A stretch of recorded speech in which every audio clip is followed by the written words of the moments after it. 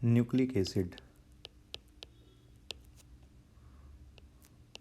हम लोग nucleic acid किसे कहते हैं? ऐसे केमिकल्स जो जेनेटिक मटेरियल के तौर पे लिविंग बॉडी यूज़ कर रहे हैं या नेचर ने इन्हें जेनेटिक मटेरियल के तौर पे डिज़ाइन किया, that are called the nucleic acid. बहुत सिंपल वर्ड में अगर हम लोग बात करें कि न्यूक्लिक एसिड क्या है, तो ऐसे बायोमोलिक्यूल्स, ठीक है, दीज आर द बायोमोलिक्यूल्स जो कि लिविंग सेल में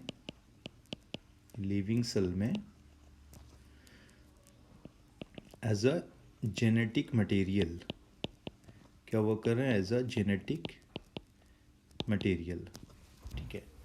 दे carry the genetic information from one generation to the next generation and they are called nucleic acid.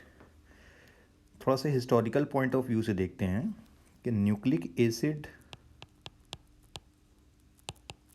को सबसे पहले ऑब्जर्व्ड और डिस्कवर्ड किया था फ्राइड्रिश मिशर ने, MEISCHER, फ्राइड्रिश मिशर ने। और उस दौरान इन्होंने इसका जो नाम दिया था वो न्यूक्लीन था। क्या नाम था? न्यूक्लीन। काफ़ी बाद में इसके केमिकल नेचर के बारे में पता चला और फिर नाम पड़ा इसका न्यूक्लिक एसिड।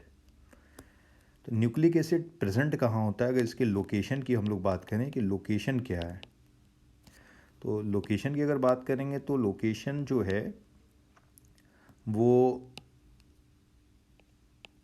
सेल के न्यूक्लियस में कहाँ मिलेगी? सेल के न्यूक्लियस में इन ऑल यूकैरियोटिक सेल, जितनी भी यूकैरियोटिक सेल हैं, and all prokaryotic cell cytoplasm, ठीक है। तो न्यूक्लियस में कहाँ मिलेगा? यूकैरियोटिक सेल के, और जो प्रोकैरियोटिक सेल हैं उनके साइटोप्लाज्म में, जितनी भी प्रोकैरियोटिक सेल हैं। अगर आपको याद होगा तो ज़रूर ये याद होगा कि जो प्रोकैरियोटिक सेल्स हैं, प्रोकैरियोटिक सेल्स, मैं यहाँ पे अलग अलग प्रोकैरियोटिक सेल्स बना देता हूँ। जैसे प्रोकैरियोटिक सेल्स की बात करें तो सारे मोनेरन्स, जितने भी मोनेरन्स हैं उनको प्रोकैरियोट में हम लोग कंसिडर करते हैं। और यूकैरियोट्स में ऑल प्रोटिस्टन्स, जितने प्रोटिस्टन हैं, all animals, all plants and all fungi.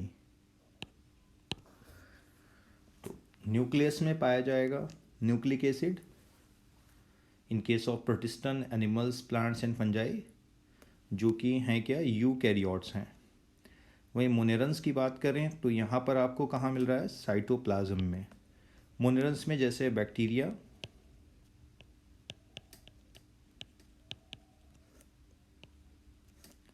Mycoplasma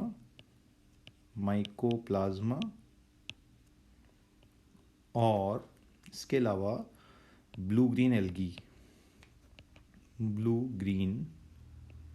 algae, जिनको हम लोग साइनोबैक्टीरिया के नाम से भी जानते हैं। तो ये हो गई लोकेशन, थोड़ा सा डिस्कवरी की बात हो गई कि किसने सबसे पहले ऑब्जर्व किया था। अच्छा, एक बात और यहाँ पे नोट ऐड कर दूँ कि इन्होंने जो ऑब्जर्व किया था, फ्राइड्रिश मिशर ने, इन्होंने सबसे पहले इसे देखा था पस सेल में, ठीक है। पस सेल मतलब डेड WBC में। WBC में न्यूक्लियस प्रेजेंट होता है, ये ध्यान रखना है, RBC में प्रेजेंट नहीं होता है। तो what is a nucleic acid? Nucleic acid is the type of biomolecule found in the living cell and act as a genetic material. Location क्या है? सेल में न्यूक्लियस में पाया जाएगा। जितने भी प्रोटिस्टन हैं, एनिमल्स हैं, प्लांट और फंजाई, या हम बोल सकते हैं यूकैरियोट्स में। वहीं प्रोकैरियोट्स में कहाँ मिल रहा है आपको? साइटोप्लाज्म में। प्रोकैरियोट्स के एग्जांपल्स को हम लोग मोनेरन्स के तौर पे देख ले रहे हैं। अब नेक्स्ट इंपॉर्टेंट पॉइंट एक और है यहाँ पे कि ऐसा नहीं है कि न्यूक्लिक एसिड केवल सेल्स के अंदर पाया जाएगा, केवल सेल्स के अंदर पाया जाएगा, बल्कि ये नॉन सेलुलर स्ट्रक्चर में भी मिलेगा। नॉन सेलुलर स्ट्रक्चर में भी न्यूक्लिक एसिड पाया जाता है। कहाँ मिलेगा? Nucleic acid also present in viruses and viroids. ठीक है, non cellular structure, nucleic acid यहाँ पे ही प्रेजेंट होगा। और वायरस, वायरॉइड्स क्या है? They are the non cellular structure हैं।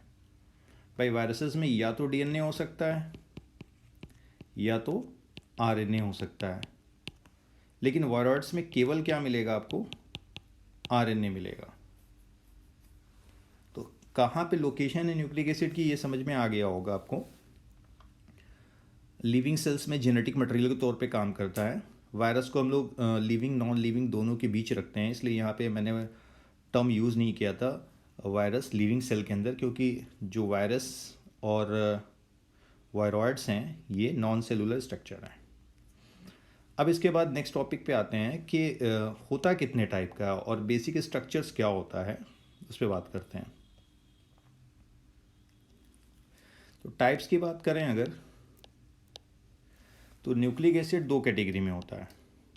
दो कैटेगरी में, एक तो डीएनए, दूसरा RNA. DNA is the genetic material, material in all living organism. जितने भी लिविंग ऑर्गेनिजम्स हैं हर जगह पर जेनेटिक मटेरियल के तौर पे कौन इस्तेमाल होता है? डीएनए इस्तेमाल होता है। एंड इन वायरसेस,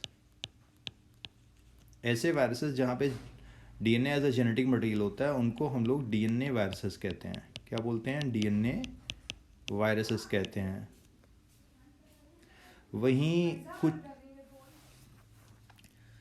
वहीं आरएनए भी जेनेटिक मटेरियल है, लेकिन आरएनए जेनेटिक मटेरियल कहाँ पर है?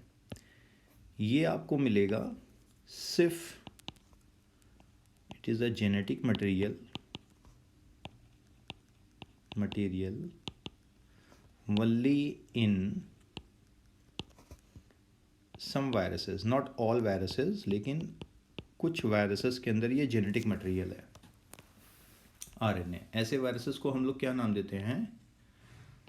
RNA viruses.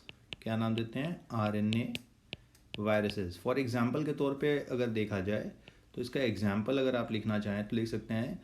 सबसे रिसेंट जिसको हम लोग जानते हैं कोविड-19 वायरस या कोरोना वायरस के नाम से जाना जाता है। इसके अलावा टोबैको मोज़ैक वायरस, TMV से कहते हैं। इसके अलावा HIV virus, HIV AIDS virus जो एड्स सिंड्रोम कॉज करता है। तो यहाँ पे जेनेटिक मटेरियल क्या होगा? आरएनए होगा। वहीं डीएनए वायरसेस की बात करें तो इसके बहुत सारे एग्जांपल्स हैं, जिनमें से एक जो सिलेबस में दिया उसका नाम मैं लिख दे रहा हूँ, बैक्टीरियोफेज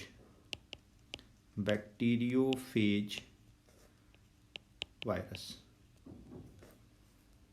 तो टाइप आपको समझ में आ रहा होगा कि कौन कौन से हमारे पास मेन न्यूक्लिक एसिड होते हैं। ऐसा नहीं है कि आरएनए जो है वो सिर्फ वायरसेस मिलता है, ये सेलुलर ऑर्गेनिज्म में भी मिलेगा। It is also present in cellular organism, but यहाँ पर इसका नो रोल है, कोई रोल नहीं है एज जेनेटिक मटेरियल। ये जेनेटिक मटेरियल के तौर पे कोई रोल प्ले नहीं करता है। इसका function other than genetic material है, मतलब मैसेज ट्रांसफॉर्म करना, जेनेटिक मैसेजेस जो हैं उनको ट्रांसफर करना। जैसे मैं यहाँ पे समझाने की कोशिश करता हूँ आपको। डीएनए यूकैरियोट्स में फॉर्मेशन करता है किसका? आरएनए का, और देन आरएनए फॉर्मेशन करता है आगे चलकर प्रोटीन्स का। तो कहने का मतलब क्या है? जो जेनेटिक इन्फॉर्मेशन है वो एक्चुअली कहाँ? डीएनए में है। उसे कॉपी करके भेज दिया जाता है कहाँ? आरएनए में। और फिर इस आरएनए का जब ट्रांसलेशन होता है तो क्या बनता है? प्रोटीन बनता है। तो ये आगे हम लोग पढ़ेंगे भी कि डीएनए टू डीएनए फॉर्मेशन क्या कहलाता है। That is called the replication. इसे हम लोग क्या बोलते हैं? रेप्लिकेशन कहते हैं। और डीएनए से आरएनए के बनने की प्रोसेस को हम लोग क्या बोलते हैं? ट्रांसक्रिप्शन कहते हैं। इसे क्या बोलेंगे? ट्रांसक्रिप्शन कहेंगे। और आरएनए से प्रोटीन बनने की जो प्रोसेस होती है उसे हम लोग ट्रांसलेशन कहते हैं. This is called translation, right. तो ये बेसिक इंट्रोडक्शन हो गया. नेक्स्ट वीडियो में हम लोग इसके आगे कवर करेंगे कि बेसिक स्ट्रक्चर क्या होता है किसी न्यूक्लिक एसिड का.